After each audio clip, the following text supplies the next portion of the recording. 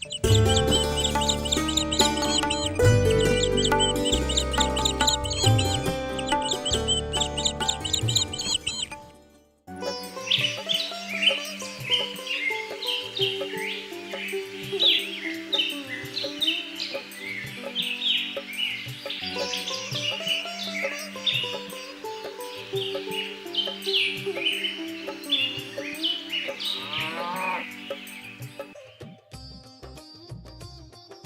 बार की बात है, लक्ष्मण की नई नई शादी हुई थी। पत्नी का नाम था रानी। रानी बहुत खूबसूरत थी। लक्ष्मण के पास खुद की कोई खेती नहीं थी। वो उस गांव के जमींदार बलवंत राय के यहाँ काम पर जाया करता था। एक दिन लक्ष्मण के लिए खाना लेकर रानी खेत जाती है। अरे रानी, तुम क्यों आ गई? मैं आपका कब से इंतजार कर रही थी। आप घर आए ही नहीं, इसलिए मैंने सोचा कि मैं ही खाना लेकर आपके पास चले आती हूँ। वैसे भी घर बैठे बैठे मैं भी तंग आ चुकी हूँ। मुझे घूमना फिरना बहुत पसंद है। इसी बहाने मैंने सोचा मैं भी बाहर टहल लूंगी। दोनों बात कर ही रहे होते हैं, तभी बलवंत राय की नजर रानी पर पड़ती है। वह उस देखता ही रह जाता है। मन ही मन सोचता है, इस लक्ष्मण की पत्नी तो बहुत ही खूबसूरत है। अच्छा, तो इसलिए लक्ष्मण ने इतने दिनों तक अपनी पत्नी को घर में छुपा कर रखा था। कोई नहीं, आखिर आज यह मेरे सामने आ ही गई। इतनी खूबसूरत औरत तो हमारे पूरे गांव में नहीं है। वाकई में लक्ष्मण बहुत अच्छी किस्मत लेकर आया है। लेकिन ऐसे देखा जाए तो इस लक्ष्मण के नसीब में ये नहीं होनी चाहिए। ये तो मेरे जैसे के नसीब में होनी चाहिए, क्योंकि इस लक्ष्मण की औकात नहीं है कि इतनी सुंदर पत्नी इसको मिल सके। इसकी जगह लक्ष्मण के घर नहीं, मेरे घर में है। कुछ ना कुछ जुगाड़ करना होगा। अरे लक्ष्मण, जरा यहां तो आना।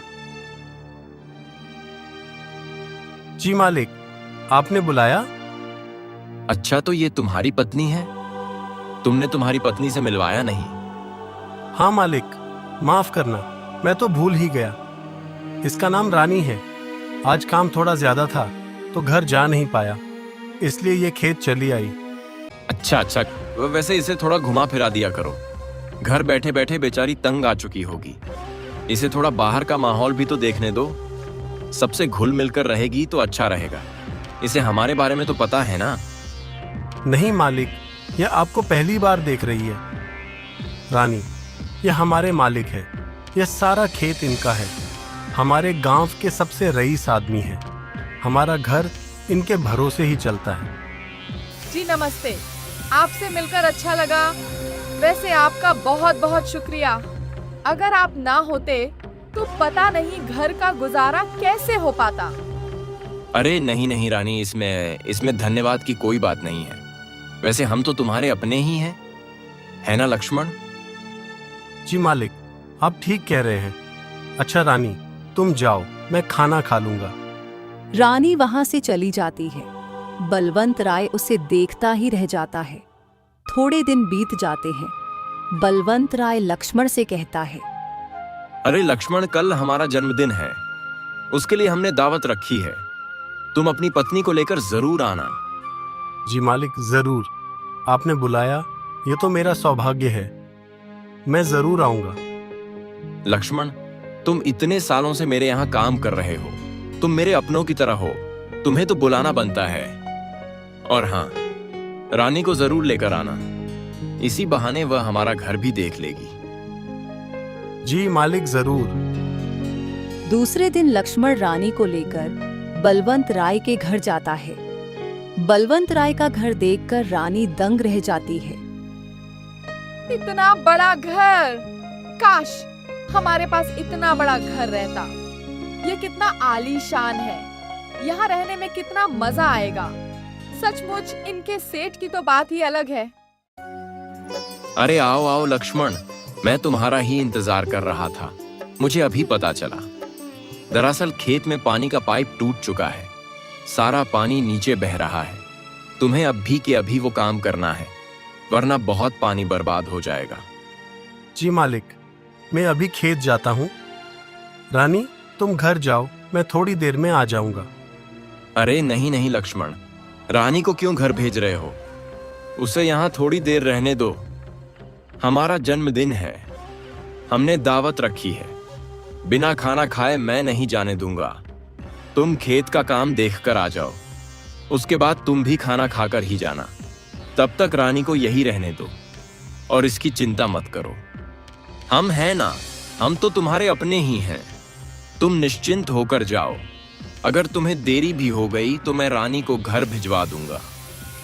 जी ठीक है मालिक, मैं अभी खेत जाकर आता हूँ। बलवंत राय बहाने से लक्ष्मण को वहां से भेज देता है और रानी से कहता है, और बताओ रानी, तुम्हें हमारा घर कैसा लगा? बहुत ही अच्छा है सेठ जी। इतना बड़ा घर तो मैंने कभी नहीं देखा। सचमुच सब कुछ बहुत बढ़िया है। वैसे रानी, बुरा मत मानना, लेकिन तुम ये कैसी साधारण सी साड़ी पहनकर आई हो? अरे हमारा जन्मदिन है, इतनी बड़ी दावत है, कुछ अच्छा पहन के आती। माफ करना सेठ जी, लेकिन मेरे पास यही कपड़े थे। दरअसल मेरे पास इतनी अच्छी साड़ियां नहीं हैं। अरे मुझे कह देती तो मैं तुम्हारे लिए एक क्या 10 साड़ी भिजवा देता। मेरे पास पैसों की कोई कमी नहीं है। वैसे रानी, तुम पर यह साधारण सी साड़ी अच्छी नहीं दिखती। तुम बहुत खूबसूरत हो। तुम्हें तो कोई अच्छी सी जरी वाली साड़ी पहननी चाहिए जी, जो तुम्हारे लायक हो। क्या हमारा ऐसा नसीब कहाँ कि हमें इतनी महंगी साड़ियां पहनने को मिले। हम तो जैसे तैसे अपना घर चलाकर गुजारा करते हैं। वैसे रानी, तुमने इस लक्ष्मण में ऐसा क्या देखा जो इससे शादी कर ली? तुम्हें तो बहुत अच्छा लड़का मिल सकता था, क्योंकि तुम्हें कोई कमी नहीं है। तुम वाकई में बहुत अच्छी हो। जी आप सही कह रहे हैं, लेकिन यह मेरा नहीं, मेरे चाचा का फैसला था। दरअसल मेरे माँ बाप नहीं हैं। मैं बचपन से मेरे चाचा के यहाँ रह रही थी। उनके पास इतने पैसे नहीं थे कि वह किसी अच्छे और बड़े घर में मेरा रिश्ता तय कर सके। सच कहूँ तो मेरा भी यही सपना था कि मेरी शादी किसी बड़े से घर में हो, मेरे पास सब कुछ हो। लेकिन रानी, लक्ष्मण तुम्हें कभी कुछ नहीं दे पाएगा। तुम्हारी सारी जिंदगी गरीबी में ही बीत जाएगी। लेकिन अब कर भी क्या सकते हैं सेठ जी, शायद मेरा नसीब भी ऐसा है। बलवंत राय मन ही मन सोचता है, इसकी बातों से तो ये लग रहा है इसको फंसाना बाएं हाथ का खेल है। शायद यह भी यही चाहती है। वैसे रानी, नसीब बदल भी जा सकता है। जी सेठ जी, मैं कुछ समझी नहीं। कोई बात नहीं, धीरे धीरे सब समझ जाओगी। तुम एक काम करो, मेरे कमरे में जाओ। वहां मेरी पत्नी की बहुत अच्छी अच्छी साड़ियां हैं। तुम्हें जो भी साड़ी पसंद आए तुम उसे पहन लो, क्योंकि तुम्हारी यह साधारण सी साड़ी मुझे बिल्कुल अच्छी नहीं लग रही। लेकिन सेठ जी, मैं आपकी पत्नी की साड़ी कैसे पहन सकती हूँ? रानी, मेरी पत्नी इस दुनिया में नहीं है। उसे गुजरे हुए तो 5 साल हो गए। उसके कपड़े और गहने ऐसे ही पड़े हैं, जिन्हें कोई पहनने वाला नहीं। उसके जाने के बाद मैंने दूसरी शादी नहीं की, क्योंकि मुझे कोई लड़की पसंद ही नहीं आई जिससे मैं शादी कर सकूं। नहीं तो मैं जिस भी लड़की से शादी करता, वो लड़की इस घर में राज करती, बिल्कुल रानी की तरह जिंदगी जीती। महंगे महंगे कपड़े, साड़ियां, जेवर में उसके लिए सब कुछ करता। उसे बिल्कुल अपने पलकों पर बिठा कर रखता।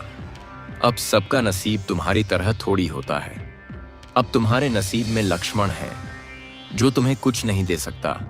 लेकिन जो मेरे नसीब में होती तो मैं उसे रानी की तरह रखता। खैर, अब ईश्वर की जैसी मर्जी। जब ईश्वर की मर्जी होगी तब कोई ना कोई जरूर मिल ही जाएगी। रानी के मन में लालच जाग जाता है और वह बलवंत राय के कमरे में जाती है और एक बहुत अच्छी साड़ी पहन लेती है। वाकई में यह साड़ी कितनी अच्छी है। सचमुच ये काफी पैसे वाले हैं।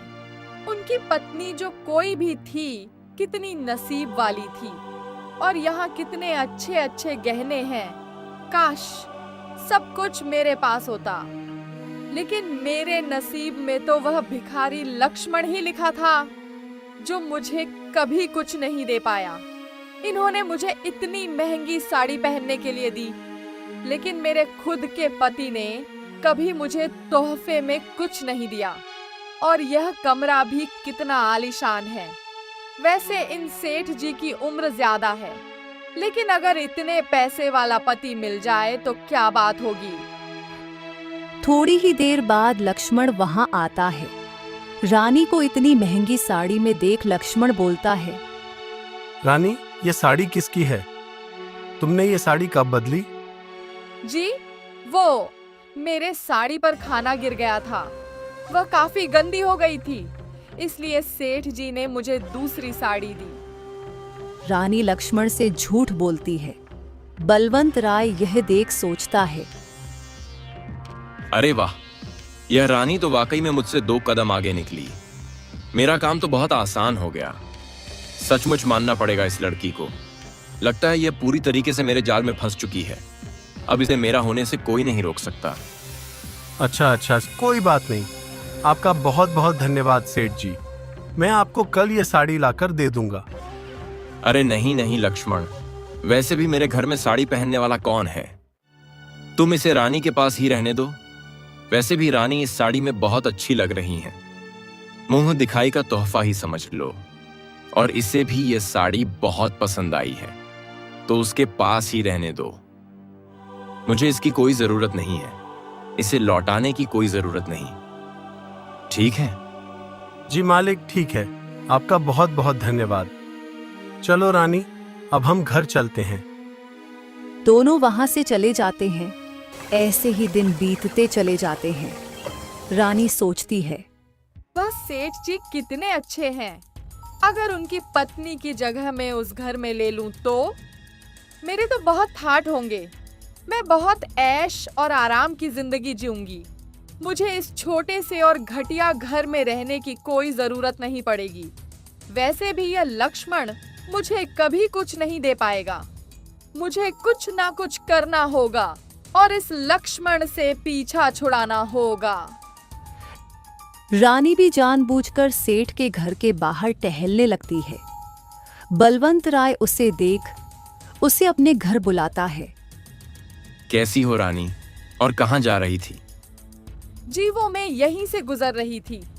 चक्की पर गेहूं दिया था, बस वही आटा लेने जा रही थी। लक्ष्मण भी ना, ये सारे काम उसे करने चाहिए। वह तुमसे इतने काम क्यों करवाता है? इतनी धूप में निकलोगी तो कहीं तुम्हारा रंग सांवला ना पड़ जाए, और तो और तुम्हारी तबीयत भी खराब हो सकती है। तुम्हें तो घर बैठकर सिर्फ आराम करना चाहिए। मेरा ऐसा नसीब कहाँ कि मैं घर बैठकर आराम कर सकूं। ये काम तो मुझे करने ही पड़ते हैं। मेरे पति तो दिन भर खेत में काम करते हैं। घर के सारे काम तो मुझे ही देखने होते हैं। वैसे रानी, तुम बुरा ना मानो तो तुम्हें एक बात बताऊं। अगर तुम मेरी पत्नी की जगह होती तो मैं तुमसे कोई भी काम नहीं करवाता। तुम्हारे आगे नौकरों की लाइन लगा देता। तुम बस उन नौकरों पर हुक्म चलाती और वह तुम्हारा सारा काम कर देते। तुम दिन रात आराम फरमाती। तुम जो मांगती वह सब कुछ तुम्हें मिल जाता। सेठ जी, कहाँ मैं और कहाँ आप? यह कैसे हो सकता है? मेरा नसीब इतना अच्छा नहीं है कि मैं इतने घर में रह सकूं। अरे रानी, मैं चाहूं तो पल भर में तुम्हारा नसीब बदल सकता हूं। बस तुम्हारी एक हाँ की जरूरत है। एक बार हाँ कर दो, मैं तुमसे वादा करता हूं, तुम्हें जिंदगी भर की सारी खुशियां दूंगा। जो तुम चाहती हो तुम्हें सब कुछ मिलेगा। रुपए, पैसे, जवारत सब कुछ मिलेगा। क्या आप सच कह रहे हैं? मुझे यह सब कुछ मिल सकता है? तुम्हारी कसम खाकर कहता हूं रानी, तुम्हें सचमुच की रानी की तरह रखूंगा। बस तुम एक बार उस लक्ष्मण को छोड़ मेरे पास आ जाओ, फिर देखना तुम्हारी जिंदगी कैसे बदलता है। वैसे रानी, मुझे तो तुम उसी दिन पसंद आ गई थी जिस दिन मैंने तुम्हें पहली बार देखा था। तब मुझे तुम्हें देखकर तुम्हारे लिए बहुत बुरा भी लगा था कि तुम्हारी शादी उस भिखारी लक्ष्मण से हुई है, जबकि उसकी कोई औकात नहीं है। तुम्हारी शादी तो मेरे जैसे रईस आदमी से होनी चाहिए थी। आप बिल्कुल सच कह रहे हैं। सचमुच उस लक्ष्मण ने मुझे कभी कोई तोहफा नहीं दिया और ना ही कभी मुझे खुश रखने की कोशिश की। आज तक उन्होंने मुझे एक साड़ी तक दिलाकर नहीं दिए। गहने तो दूर की ही बात है, मैं उसके साथ कभी खुश नहीं रह पाऊंगी। मुझसे ये गरीबी में जीवन जीना नहीं होता। इसलिए तो कह रहा हूं उसे छोड़ मेरे पास चली आओ। मैं तुम्हें सब कुछ दूंगा जिसकी तुम हकदार हो। लेकिन मैं उससे पीछा कैसे छुड़ाऊं? मैं उसे क्या कहूंगी? तुम्हारे लिए कोई बड़ी बात नहीं है। अगर मैं अपने तरफ से कुछ करता हूं तो गांव वालों के नजर में मैं बुरा बन जाऊंगा और कहीं ना कोई लोग हम पर शक करेंगे। इसलिए यह मैं तुम पर छोड़ता हूं कि अगर तुम्हें ऐश आराम की जिंदगी चाहिए तो तुम्हें लक्ष्मण से पीछा छुड़वाना ही होगा। जी आपने सही कहा, मैं कुछ ना कुछ जरूर करूंगी। मुझे अभी जाना होगा। बलवंत राय और रानी चुप चुप कर मिलने लगते हैं। बलवंत राय उसे तोहफे में कभी साड़ी कभी गहने देता है। एक दिन लक्ष्मण साड़ी और गहने देख रानी से पूछता है, रानी, ये साड़ी तो तुम्हारी नहीं है और ना ही ये गहने तुम्हारे हैं।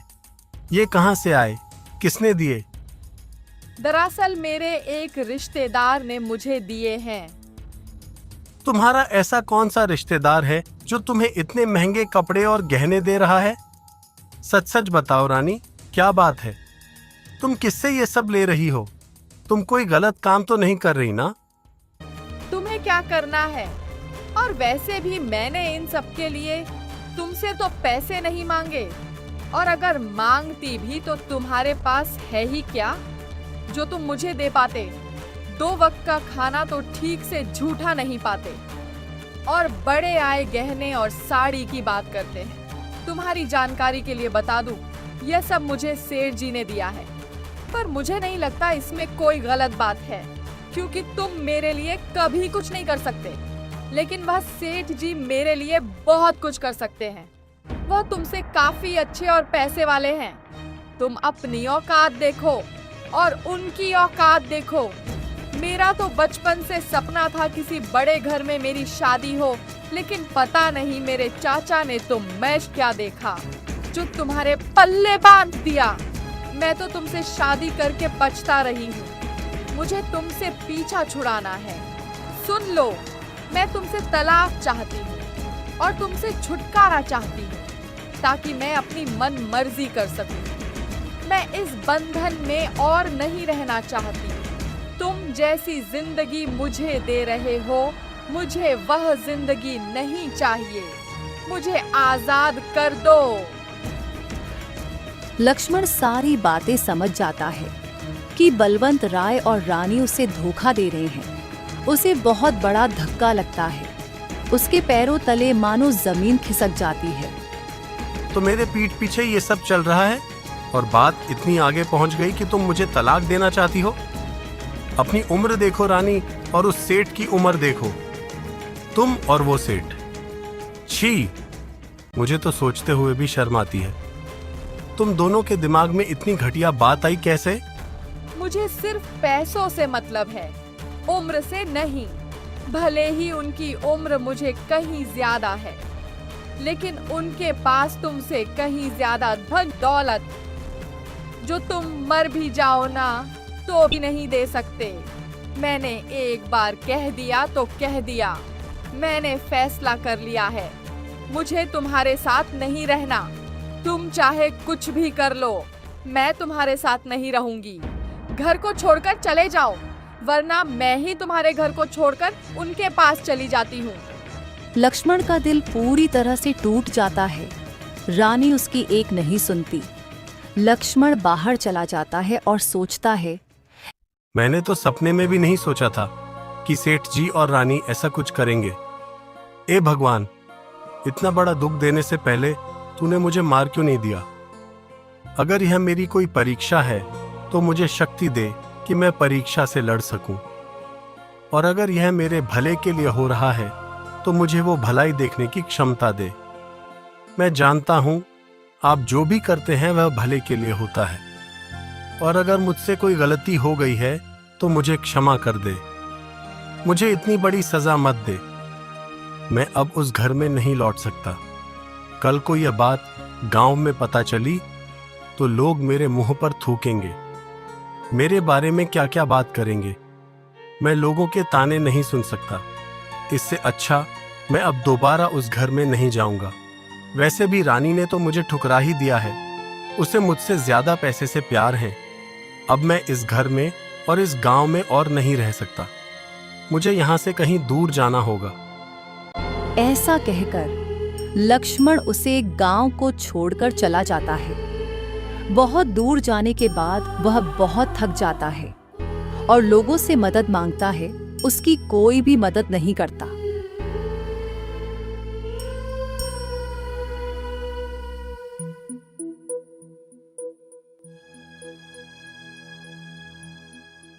लक्ष्मण एक जगह जाकर बैठ जाता है।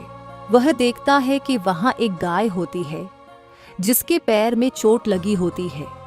हे भगवान, इसे तो चोट लगी है, शायद इसीलिए चल नहीं पा रही। एक काम करता हूँ, इसकी चोट पर पट्टी बांध देता हूँ। लक्ष्मण उस गाय के पैर पर पट्टी बांध देता है। तुम यहीं रुको, मैं कहीं पानी मिले तो देखता हूँ। लक्ष्मण उस गांव में कुएं की तलाश करता है और फिर लक्ष्मण को एक कुआं मिल जाता है और वह पानी लाकर उसे पानी पिलाता है और खुद भी पेट भरकर पानी पीता है। अब अच्छा लग रहा है, थोड़ा सुकून महसूस हो रहा है। एक काम करता हूँ, थोड़ी देर तुम्हारे पास ही बैठ जाता हूँ।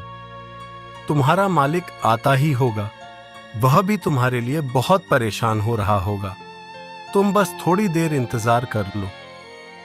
तभी वहां पर दो आदमी आते हैं और लक्ष्मण से कहते हैं, यह देखो, गाय तो यहाँ है।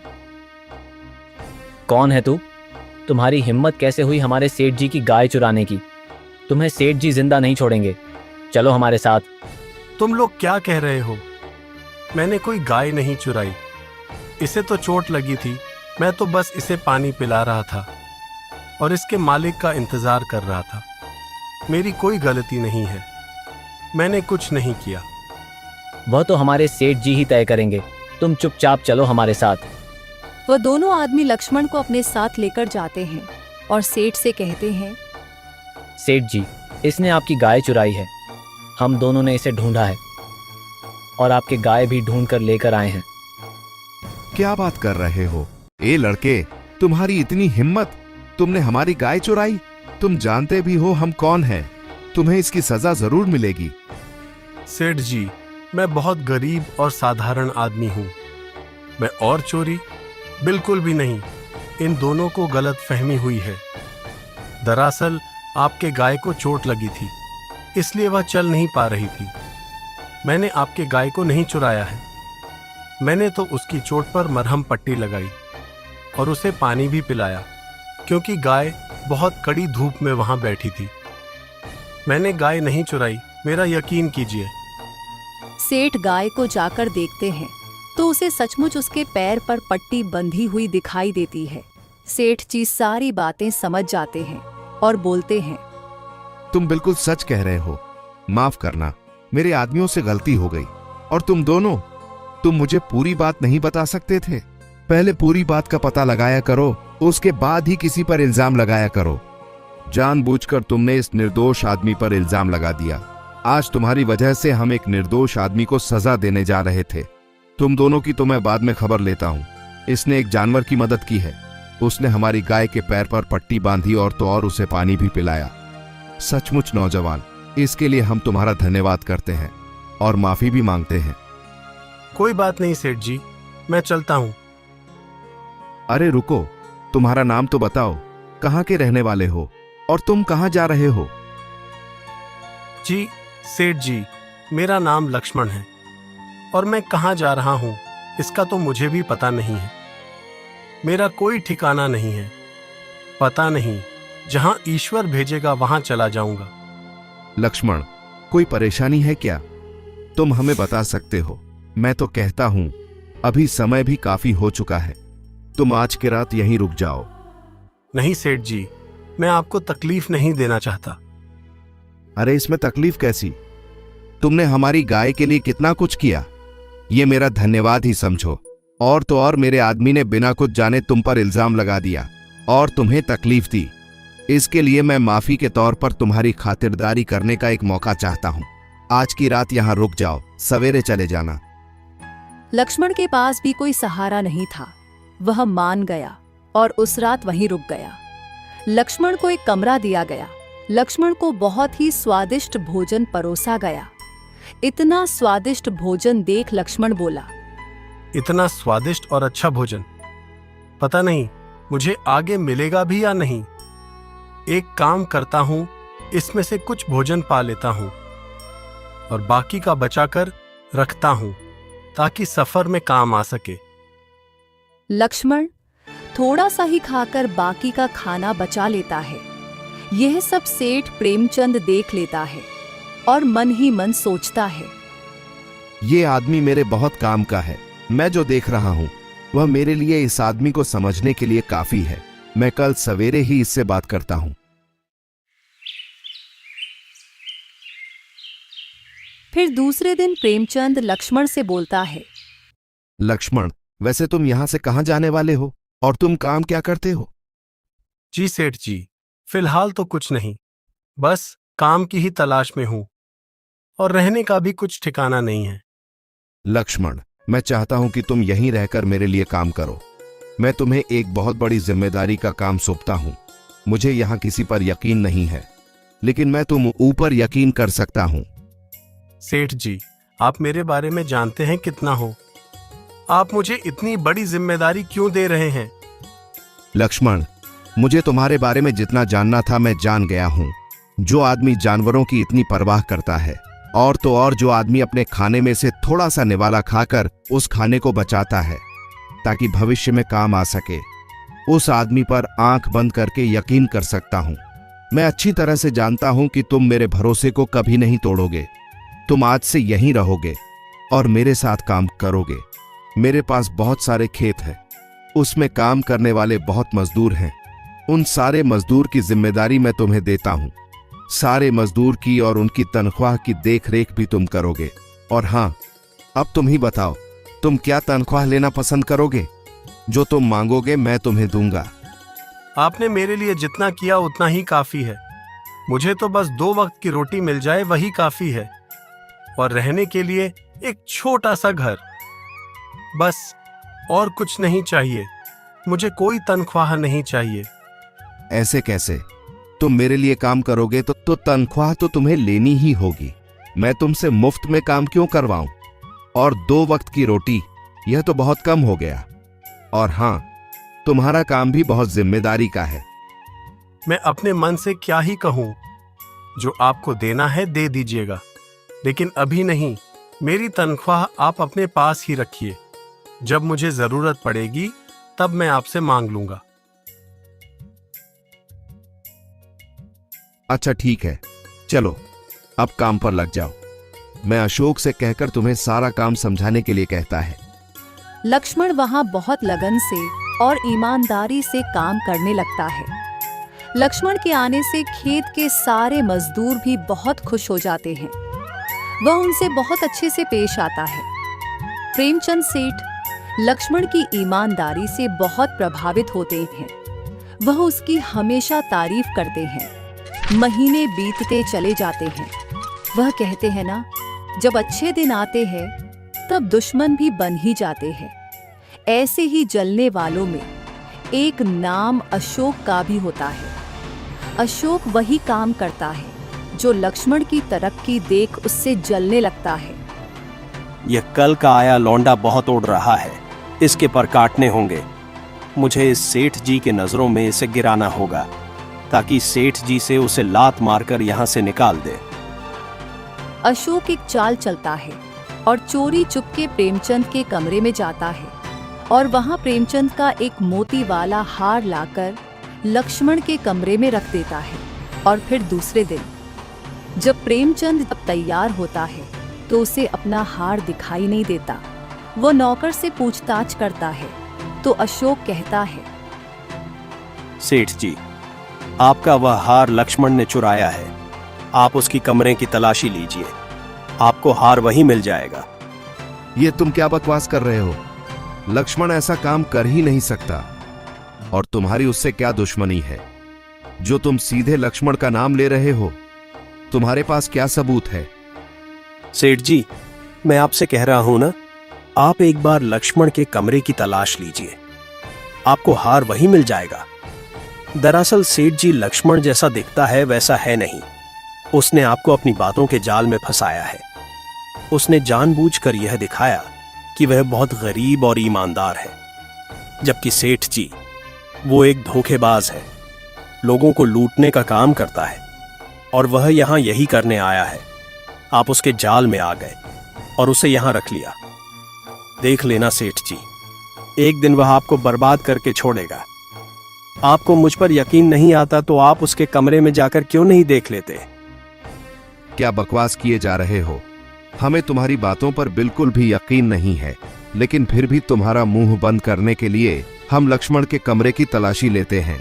बाकी मुझे लक्ष्मण पर पूरा भरोसा है कि लक्ष्मण ऐसा कर ही नहीं सकता। फिर प्रेमचंद अशोक के साथ लक्ष्मण के कमरे में जाता है और तलाश करने लगता है। लक्ष्मण कहता है, क्या बात है अशोक जी और सेठ जी, आप यहाँ? कुछ हुआ है क्या? उसकी बातों का कोई जवाब नहीं देता। तभी अशोक बिस्तर के नीचे से हार निकाल लेता है और सेठ से कहता है, देखिए सेठ जी, यही वो हार है। मैंने आपसे कहा था ना कि यह हार लक्ष्मण ने ही चुराया है। अब तो आपको मेरी बातों पर यकीन हो गया ना कि मैं झूठ नहीं बोल रहा था। मैंने इस लक्ष्मण की सच्चाई बहुत पहले ही जान ली थी, लेकिन मेरे पास कुछ सबूत नहीं था।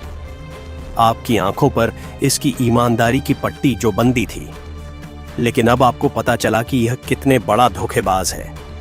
ये सारी बातें सुनकर सेठ जी के पैरों तले जमीन खिसक जाती है और लक्ष्मण को भी बहुत बड़ा धक्का लगता है।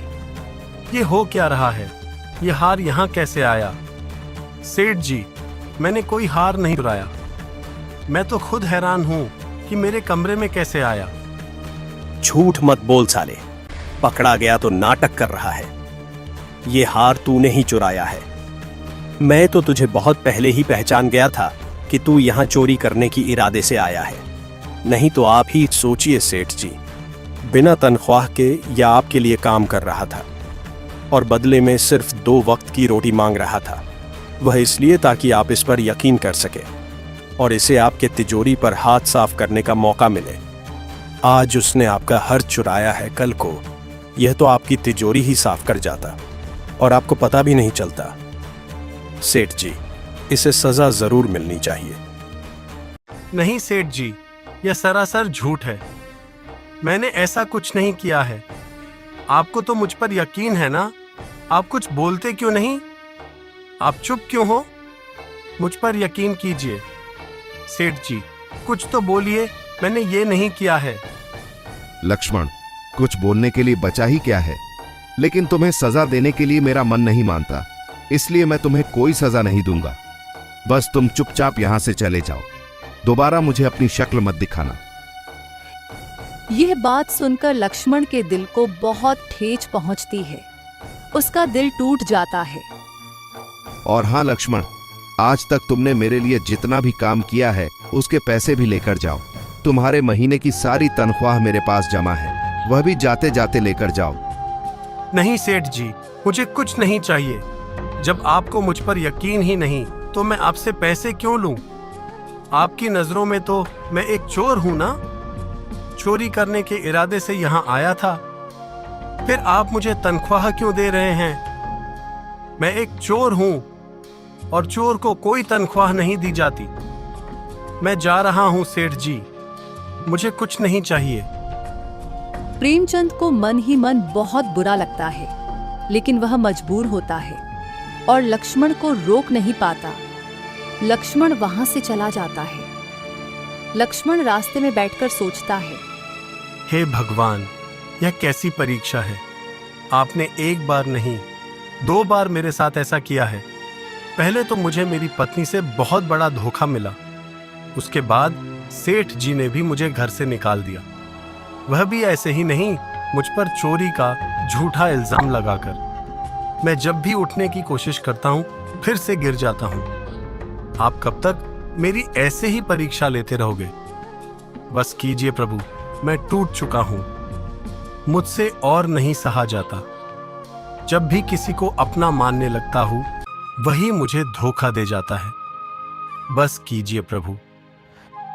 लक्ष्मण को परेशान दे एक बाबा वहां आते हैं और लक्ष्मण से कहते हैं, बहुत परेशान दिख रहे हो बेटा, क्या बात है?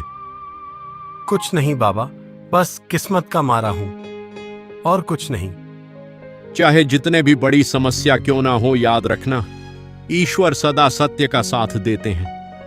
भले ही सत्य कुछ देर के लिए छुपा रहे, लेकिन एक न एक दिन सामने आ ही जाता है। जो कुछ भी होता है वह हमारे भोले के लिए ही होता है।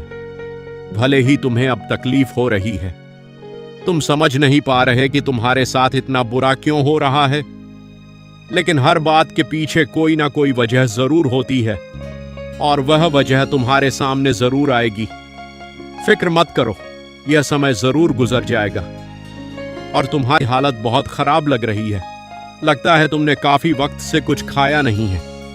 मेरे पास एक रोटी है, एक काम करो, उसे तुम खा लो, तुम्हें थोड़ा अच्छा महसूस होगा। जी धन्यवाद बाबा। ऐसा कहकर वह बाबा वहां से चला जाता है। लक्ष्मण गांव के ही बाहर एक पुराने से झोपड़ी में रहने लगता है। उसके घर के बाहर एक कुत्ता आता है जो बहुत दिन से भूखा होता है। लक्ष्मण वह एक रोटी खाने ही वाला होता है, तभी सोचता है, लगता है इस कुत्ते को भी बहुत भूख लगी है। एक काम करता हूँ, आधी रोटी से दे देता हूँ और आधी रोटी खाकर मैं पानी पी लूंगा। इस कुत्ते का कुछ तो पेट भर जाएगा। फिर लक्ष्मण आधी रोटी कुत्ते को डाल देता है। कुत्ता वह रोटी खा लेता है। थोड़ी ही देर बाद कुत्ता लक्ष्मण के कपड़े पकड़कर उसे खींचने लगता है, मानो उसे अपने साथ कहीं ले जाना चाहता हो। अरे छोड़ो, ये तुम क्या कर रहे हो? मेरे पास यही एक कपड़े हैं, फट जाएंगे, छोड़ो मुझे। कहाँ ले जा रहे हो? कुत्ता वही हरकत फिर से करने लगता है। लक्ष्मण सोच में पड़ जाता है। जरूर कोई बात है, हो सकता है इसका साथी कोई मुसीबत में हो या फिर कोई और बात हो। मुझे इसके साथ जाकर देखना चाहिए। अच्छा चलो चलो, मैं तुम्हारे साथ आता हूँ, तुम आगे चलो। लक्ष्मण उस कुत्ते के पीछे पीछे जाता है तो वो कुत्ता उसे एक जगह लेकर जाता है जहाँ एक गुफा होती है। लक्ष्मण उस गुफा के अंदर जाता है। उसके अंदर नीचे जाने का एक गुप्त रास्ता होता है। लक्ष्मण अंदर की ओर जाता है। लक्ष्मण बहुत घबराया हुआ होता है, फिर भी हिम्मत करके वह उस जगह तक पहुंचता है तो वहां का नजारा देख लक्ष्मण को अपनी आंखों पर यकीन नहीं होता। उसकी आंखें फटी की फटी रह जाती है। वह पूरी गुफा सोने के सिक्के और आभूषणों से भरी होती है। वहां सैकड़ों हीरे जवाहरात और बहुत बड़ा खजाना होता है। हे भगवान, यह मैं क्या देख रहा हूँ? कहीं यह सपना तो नहीं? इतना बड़ा सोने का खजाना, यह यहाँ आया कैसे? इस खजाने का मालिक कौन है? लक्ष्मण यहाँ वहाँ ढूंढने की कोशिश करता है तो उसे उस खजाने में ही एक पत्र मिलता है जिस पर लिखा होता है कि यह तुम्हारे नसीब में था। मैं इस राज्य का राजा युधिष्ठिर हूँ। मैं युद्ध के लिए जा रहा हूँ। मेरे लौटने की कोई उम्मीद नहीं है। जरूर तुम ईश्वर के चुने गए नेक बंदे हो। इस खजाने का इस्तेमाल तुम जरूरतमंद की मदद करने के लिए करना, या फिर तुम्हें जरूरत हो तो तुम रख लेना। याद रखना, अच्छे काम के लिए इस खजाने का इस्तेमाल करोगे तो यह और भी बरकत देगा। अगर बुरे काम के लिए इस्तेमाल करोगे तो यह तुम्हें बहुत बड़ी सजा देकर जाएगा। यह खत पढ़कर लक्ष्मण के पैर तले जमीन खिसक जाती है। इसका मतलब इस खजाने का मालिक मर चुका है। यह खजाना पूरा मेरा है। हे भगवान, मैं तो सोच भी नहीं सकता था कि तू मुझे इतना कुछ देगा।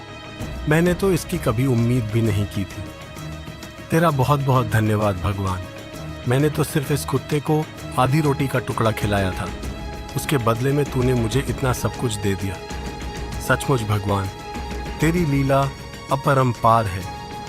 तो कुछ भी कर सकता है, तेरी लीला तू ही जाने।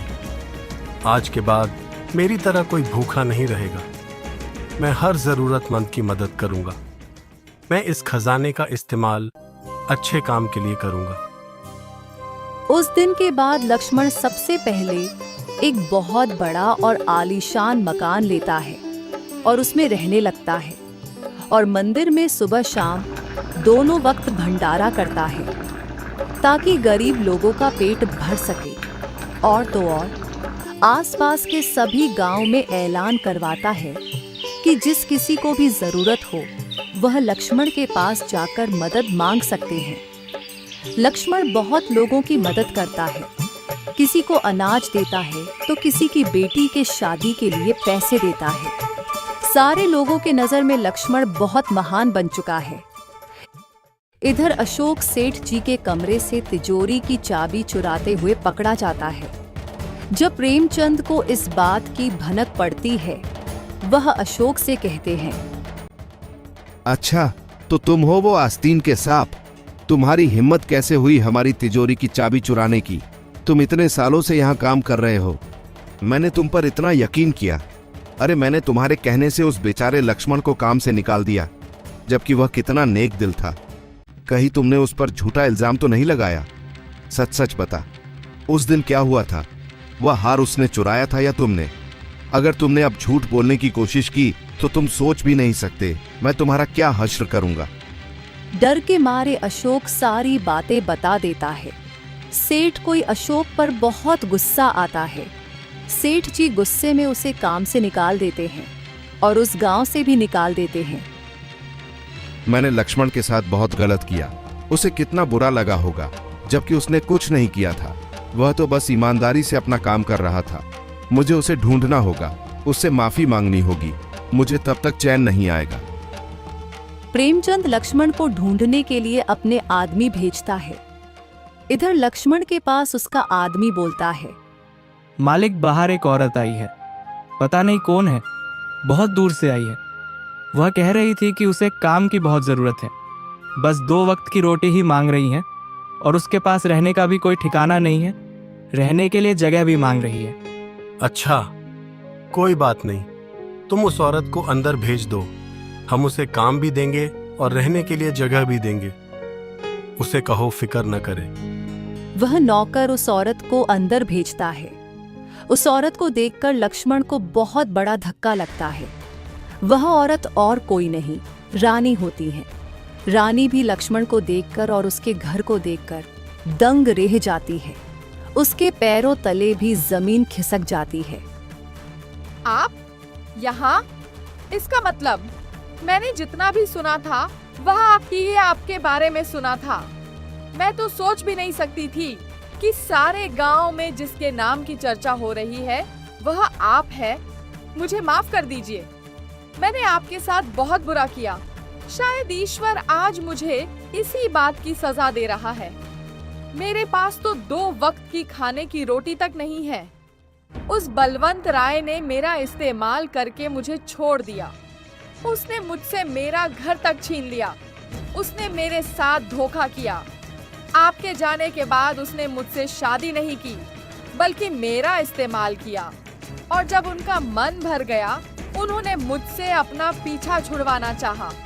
जब मैंने उनके खिलाफ जाने की कोशिश की, तो उन्होंने षड्यंत्र करके मेरा घर तक मुझसे छीन लिया और पूरे गांव के सामने मुझे बदचलन साबित कर दिया और मुझे ही गांव से निकाल दिया गया। सारे गांव वालों ने उस बलवंत राय पर ही यकीन किया। मेरा किसी ने साथ नहीं दिया। मेरे पास अब कुछ नहीं है, ना ही रहने का सहारा है। मेरी मदद कर दीजिए। मैं जानती हूँ मैं आपकी मदद के लायक नहीं हूँ, फिर भी हो सके तो मेरी थोड़ी मदद कर दीजिए। मैं आपका एहसान जिंदगी भर नहीं भूलूंगी। लक्ष्मण उसकी हालत देख कुछ बोल नहीं पाता और अपने आदमी से कहता है, इस औरत के रहने का इंतजाम करो और इसे हमारे आश्रम में काम भी दे दो। यह देख रानी बहुत चौंक जाती है और कहती है, आपको मुझ पर गुस्सा नहीं आ रहा? आखिर आप मुझे काम कैसे दे सकते हैं और रहने के लिए जगह भी दे रहे हैं? मैंने तो आपके साथ बहुत गलत किया, फिर भी आपने मुझसे एक शब्द भी नहीं कहा। ऐसा क्यों? मैं कौन होता हूं तुम्हें कुछ कहने वाला? मुझे ईश्वर से कोई शिकायत नहीं है। आज मैं जो कुछ भी हूं ईश्वर के भरोसे हूं। तुमने उस दिन मेरे साथ जो कुछ भी किया, अगर तुम नहीं करती तो शायद आज मैं यहाँ नहीं होता। कहीं ना कहीं तुम्हारी वजह से ही आज मैं ये जिंदगी जी रहा हूँ और इतने सारे लोगों की मदद कर पा रहा हूँ। जो होता है अच्छे के लिए होता है, तो मैं तुम्हें किस बात की सजा दूं? तुम फिक्र मत करो, तुम्हारे रहने और खाने का इंतजार हो जाएगा। बस तुम्हारे और मेरे बीच में कोई रिश्ता नहीं रहेगा। ना ही तुम मेरी पत्नी हो और ना ही मैं तुम्हारा पति। यह बात हमेशा याद रखना कि हमारा कोई रिश्ता नहीं है। तुम मेरे लिए आम लोगों की तरह हो और मैं कभी किसी को मदद के लिए मना नहीं करता। रानी को यह सारी बातें सुन अपने आप पर बहुत घृणा आती है। उसे अपने किए का बहुत पछतावा होता है। एक दिन लक्ष्मण को सेठ प्रेमचंद मिलते हैं।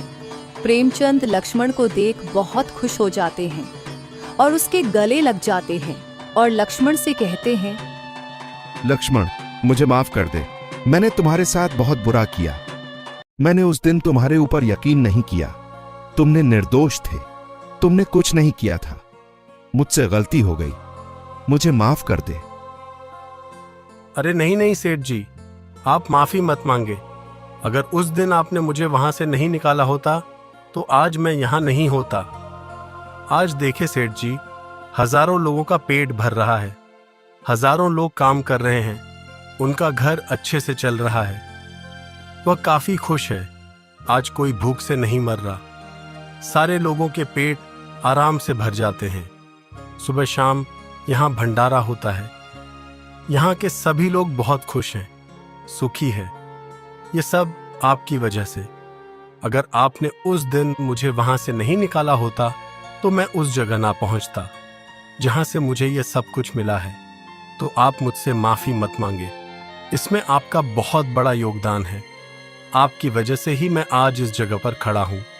धन्यवाद तो मुझे आपका करना चाहिए। सचमुच लक्ष्मण, तुम बहुत महान हो। मैंने तुम्हारे साथ बहुत बुरा किया, फिर भी तुम्हारे अंदर मेरे लिए कोई मैल नहीं है। सचमुच मैंने तुम्हें पहचान में गलती कर दी। शाबाश लक्ष्मण, तुम लोगों के लिए जो कर रहे हो शायद ही कोई कर पाता।